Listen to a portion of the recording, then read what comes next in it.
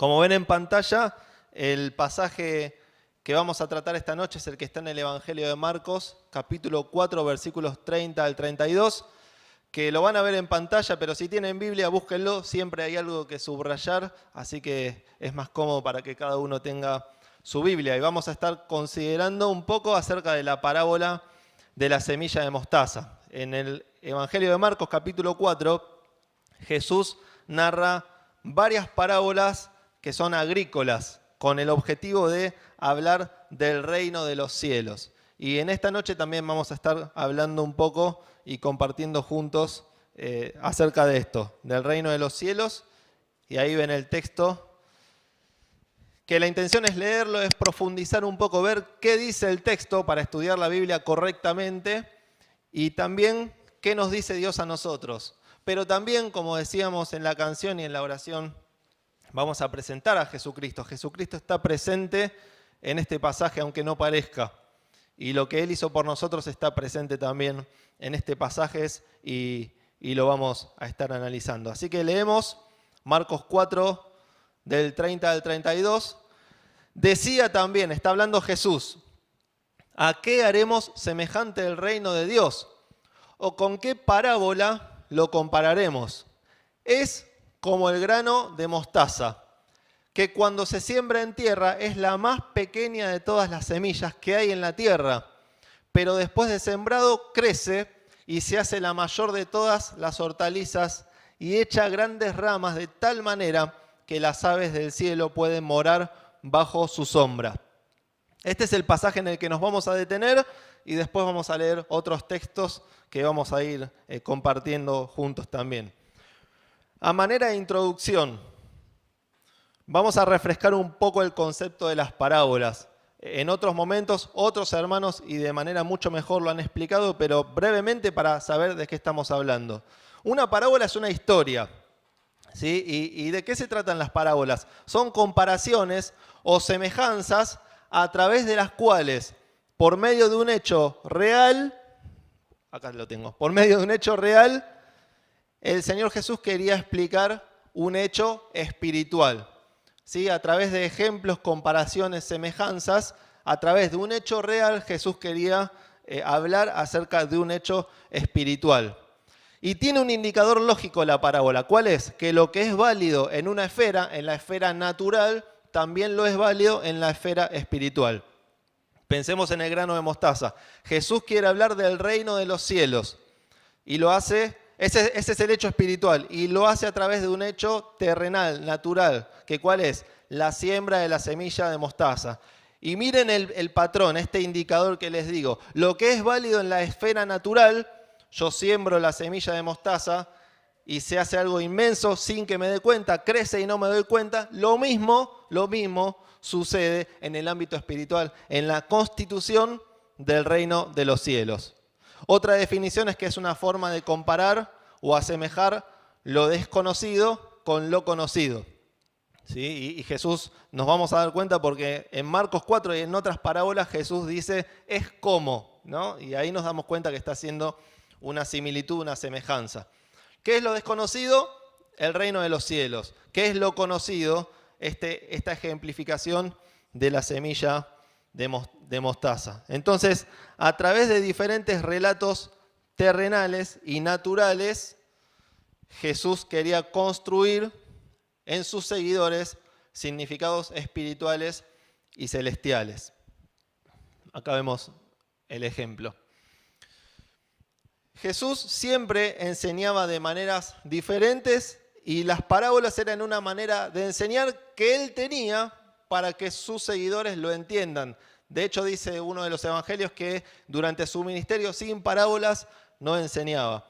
Y si bien era muy gráfica esta manera de enseñar de Jesús, sucedía que así y todo a veces no lo entendían sus seguidores y aparte los agarraba y les explicaba, como en Marcos 4 les explica en privado la parábola del sembrador.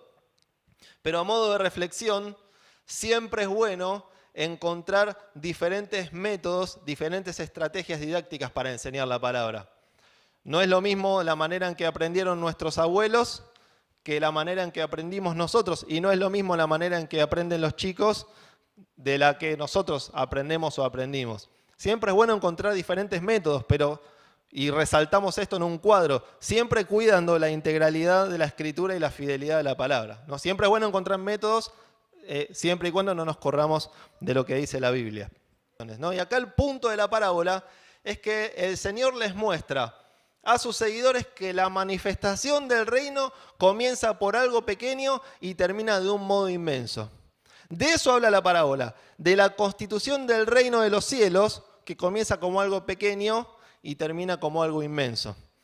Y es bueno dejar en claro estos principios hermenéuticos que tenemos, sobre todo en las parábolas, porque son ejemplificaciones y se pueden generar problemas cuando uno las interpreta como quieren. Vamos a poner un ejemplo.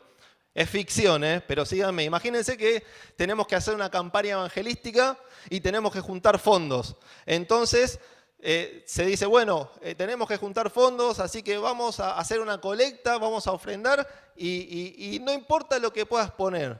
Lo poquito que pongas, Dios lo va a utilizar, porque acordate de la semilla de mostaza. Vos ponés poquito y el Señor lo va a hacer crecer, va a bendecir tu economía, tu familia, tus finanzas. Bueno, eso sería totalmente falso.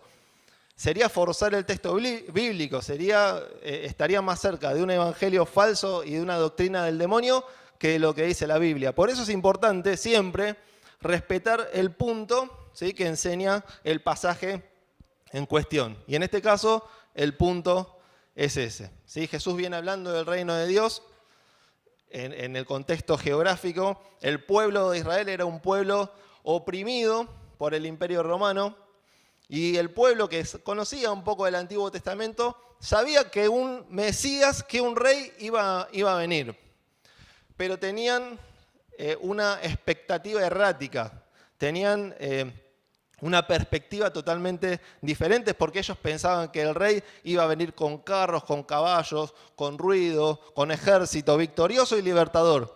Sin embargo, el rey llegó. ¿Cómo llegó? De manera sencilla, humilde, pequeña. ¿Cómo qué? Como si fuera un grano de mostaza. ¿Sí? Es Jesús el grano de mostaza y lo vamos a ir viendo hacia el final. Dicho esto, y terminada esta introducción, vamos al versículo 31. ¿Cómo es el reino de los cielos? Es como el grano de mostaza, que cuando se siembra en tierra es la más pequeña de todas las semillas que hay en tierra. Y nos detenemos en el grano de mostaza. Si bien no era la semilla más pequeña, ¿sí?, en ese momento era una comparación común, era una frase de época. Es como si hoy dijéramos, tenemos que poner nuestro granito de arena, ¿sí? En ese momento se utilizaba mucho esa frase, si bien no era la semilla más pequeña, en Palestina sí lo era en ese momento, y de hecho en Mateo 17 Jesús dice, si tuvieran fe como un grano ¿de qué? ¿De choclo? No, de mostaza, ¿sí? Era una frase cotidiana y de época. Y el objetivo del Señor es que pensemos en el reino de los cielos con este recurso gráfico, pero ¿saben qué también, hermanos? Que ejercitemos la fe, porque el crecimiento del reino se da de esta manera, de manera silenciosa, de manera que no nos damos cuenta, de manera que uno se pregunta, ¿qué puedo esperar de un grano de mostaza? Sin embargo, se hace un árbol enorme. Entonces, esta parábola nos hace poner un poco los ojos en lo que es pequeño, en lo que es minúsculo, silencioso, ¿sí? Muchas veces Dios prefiere obrar con lo pequeño grandes cosas para que su nombre sea glorificado, para que su nombre brille más. Piensen en el ejemplo de Gedeón, cómo achicó su ejército hasta hacerlo insignificante. Y así todo, Dios le dio la victoria. Y todo el mundo tuvo claro que la victoria la daba Dios. Por eso nunca tenemos que desestimar las cosas pequeñas, porque Dios elige utilizar cosas pequeñas para que su nombre sea glorificado, para que su nombre brille aún, como nos pasa y recién comentábamos con los grupos pequeños. Dios utilizó hombres sencillos, comunes y corrientes, ¿sí? Pedro y Juan eran menospreciados por ser hombres del vulgo y sin letras, sin embargo hablaban como nadie. ¿Por qué? Porque en apariencia eran pequeños, pero realmente eran grandes, eran hombres de Dios. Entonces, pensar en esto nos enseña un poco a reflexionar que ningún esfuerzo es en vano, ¿sí? No es en vano, hermano. Un folleto, una palabra en un pasillo de un hospital, un saludo de fin de año, un almanaque, es suficiente para que el poder de Dios actúe y para que el reino de los cielos se expanda. Versículo 31, seguimos. Van a ver pintada otra frase. Es como el grano de mostaza, que cuando se siembra en tierra es la más pequeña de todas las semillas. Seguimos con esta idea de lo pequeño, ¿sí? Y el concepto de pequeñez lo vemos en toda la trazabilidad de la Biblia, ¿sí? Pensamos en la humildad versus el orgullo, el menor versus el mayor, la pequeñez versus la grandeza, el siervo versus el Señor, lo débil versus lo fuerte. Y leo este versículo que ya es lema en los grupos pequeños. Sino que Dios ha escogido lo necio del mundo para avergonzar a los sabios, está en 1 Corintios, y Dios ha escogido lo débil del mundo para avergonzar lo que es fuerte, y lo vil y despreciado del mundo ha escogido Dios, y lo que no es para avergonzar, para anular lo que es, para que nadie se jacte delante de Dios. En cierto momento de la historia, un profeta llamado Samuel fue a la casa de un tal Isaí, le golpeó la puerta y le dijo que le presente a todos sus hijos porque tenía que ungir al próximo rey. ¿Y qué hizo Isaí? Llamó a sus hijos, a los que él consideraba que tenían que ser reyes, preparados para la guerra, fuertes en todo sentido. Y Samuel, el profeta, le dice: mirá, vos estás mirando mal, se los resumo, vos estás mirando mal, porque vos estás viendo lo que el ojo ve, pero Dios no mira solo eso. Dios mira también el corazón. Entonces yo te pregunto, dice Samuel, ¿son estos todos tus hijos?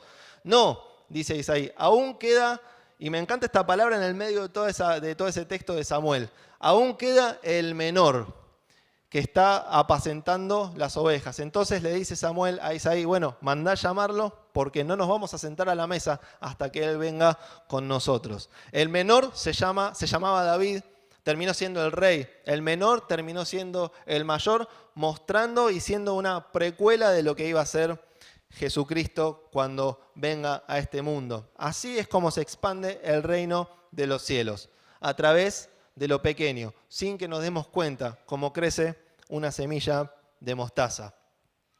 Avanzamos, versículo 32. Pero después de sembrado, crece y se hace la mayor de todas las hortalizas y echa grandes ramas de tal manera que las aves del cielo pueden morar bajo su sombra. ¿Y dónde ponemos la lupa? En la frase esta, ¿no? Y se hace la mayor de todas las hortalizas y echa grandes ramas.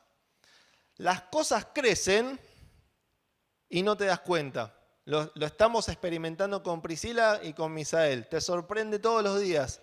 Uno no se da cuenta y crece. Tenés una planta que está media, la empezás a regar, te fuiste a dormir, como dice la parábola anterior del crecimiento de la semilla, y no te diste cuenta cómo, pero revivió y creció.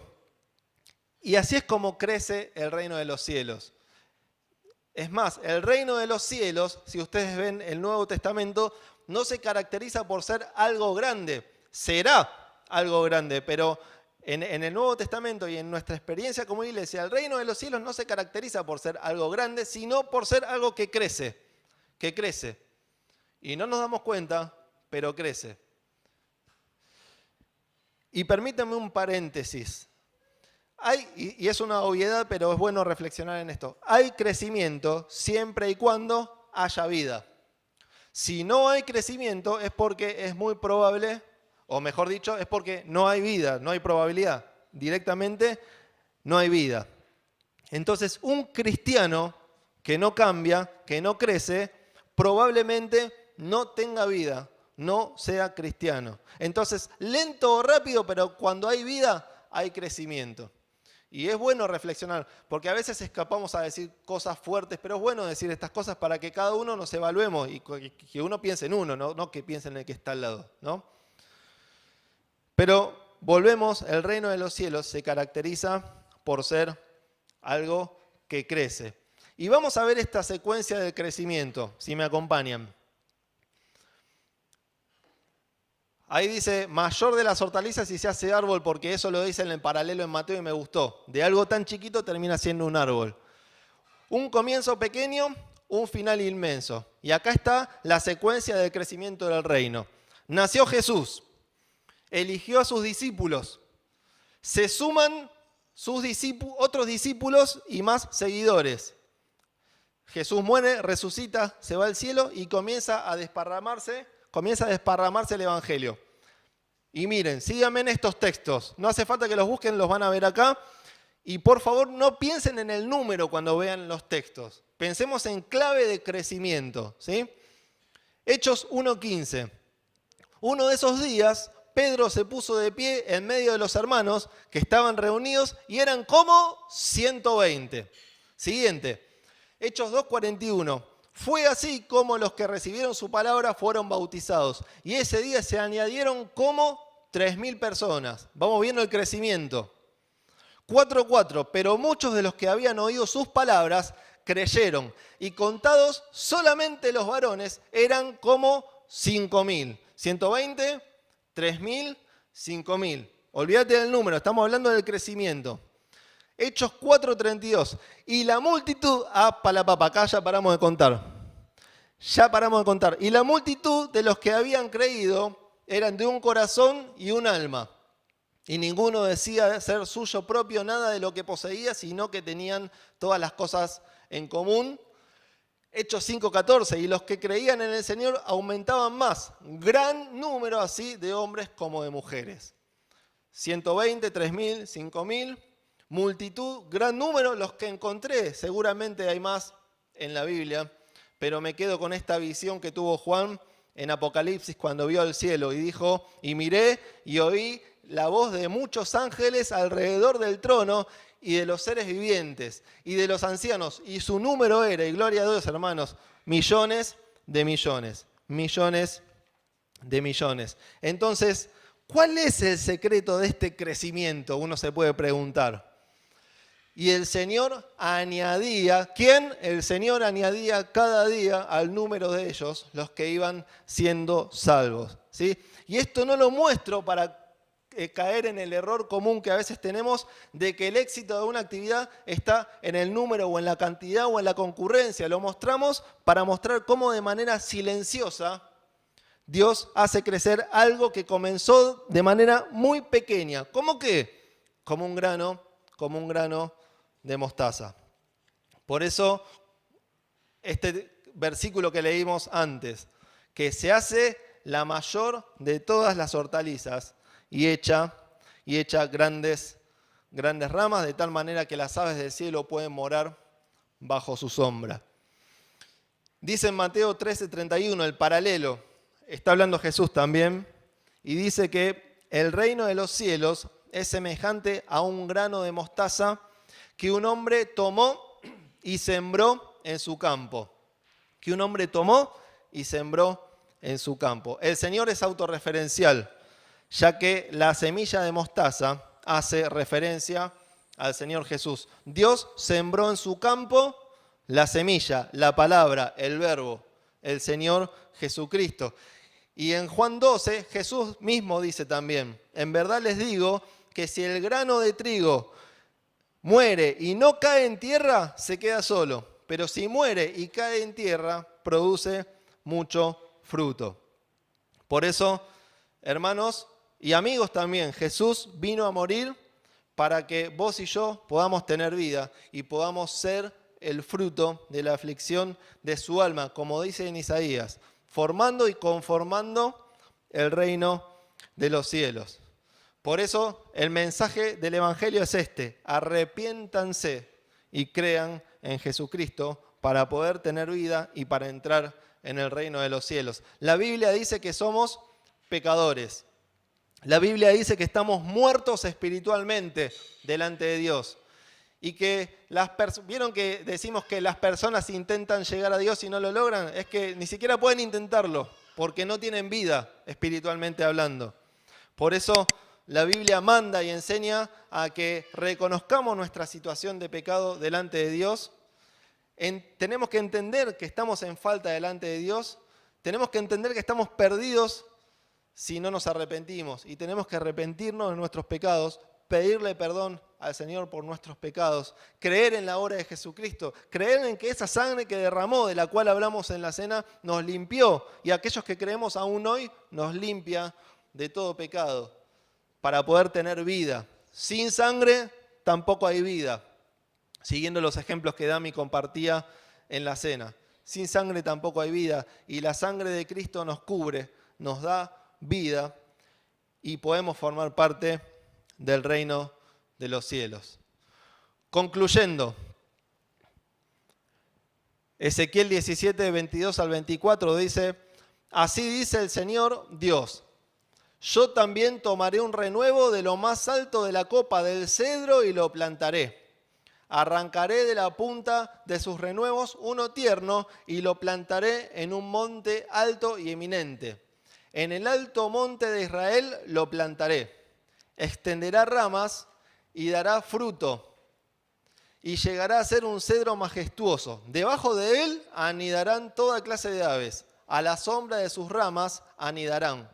Y todos los árboles del campo sabrán que yo soy el Señor. Humillo al árbol elevado y elevo al árbol humilde, seco al árbol verde y hago reverdecer al árbol seco. Yo el Señor he hablado y lo haré.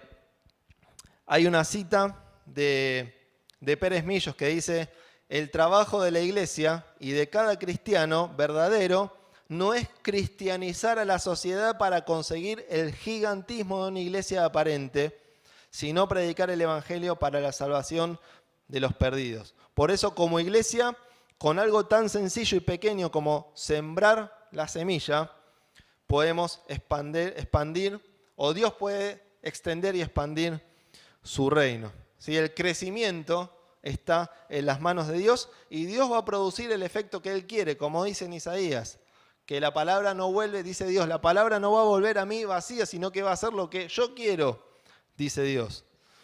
Por eso, nunca nos desalentemos por pequeña que parezca la semilla, ¿sí? Dios tiene el poder para extender el reino. Y esto nos tiene que servir para alentarnos y es un buen pasaje para un comienzo de año, aunque ya estamos finalizando el primer mes, un poco tarde, pero como cuando le hace un calendario a alguien en febrero, ya no, era bueno. Siempre estamos, por eso está bueno verlo ahora, siempre estamos humanamente, y caemos muchos en este error, estamos a la expectativa de cosas grandes. Y sin embargo, Dios nos enseña y nos hace el planteo de un comienzo muy pequeño y cómo el crecimiento comienza en la pequeñez.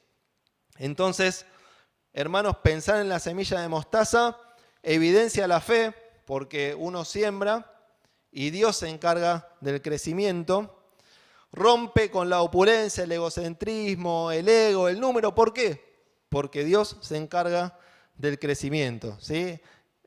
La parábola de la semilla de mostaza nos enseña a mirarnos y a entender cómo se mide el crecimiento de la iglesia local y de la iglesia universal, fundamentalmente de Dios, y cómo está nuestra confianza cada vez que nosotros anunciamos el mensaje del Evangelio y cómo se ejercita nuestra fe. Y si alguien nos está visitando, insistimos en este punto. Dios sembró su semilla, Cristo, que entregó su vida por nosotros, que derramó su sangre preciosa, y hoy tenemos la oportunidad de venir a Cristo en fe, en arrepentimiento y formar parte del punto central de esta parábola, formar parte del reino de Dios. Terminamos leyendo este texto que vemos en pantalla y concluimos.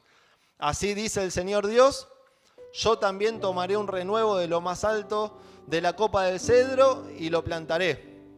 Arrancaré de la punta de sus renuevos uno tierno y lo plantaré en un monte alto y eminente. En el alto monte de Israel lo plantaré. Extenderá ramas y dará fruto y llegará a ser un cedro majestuoso.